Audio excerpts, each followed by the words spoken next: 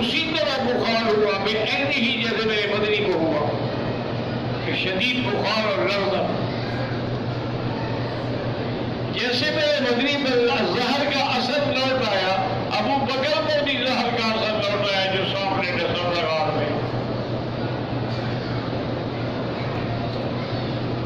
اور جیسے حضور کو 3 کپڑوں میں کفن دیا گیا ابو بکر کو بھی 3 کپڑوں میں کفن دیا گیا.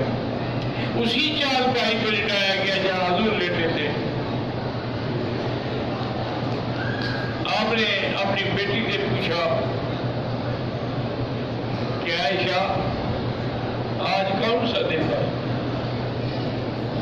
اس نے کہا ابا جان آج یوم الاحد ہے اتوار کا دن ہے. اور میں میرے مدنی کا فوت ہوئے تھے. انہوں نے کہا سوموار کے دن. انہوں نے کہا بس میرے اور تمہارے درمیان ایک رات یہ میں بھی کل فوت ہوں. تو سیدنا ابی بکر صدیق رضی اللہ تعالیٰ عنہ بھی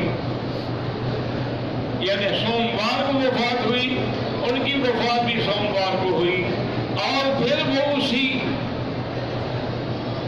حجرے میں دفن کیے گئے جہاں حضور پاک صلی اللہ علیہ وسلم کی ذات ہے. اور ابد الآباد تک ابو بکر حضور کے قدموں میں ہے صلی اللہ علیہ وعلا آلہ وصحبہ وسلم.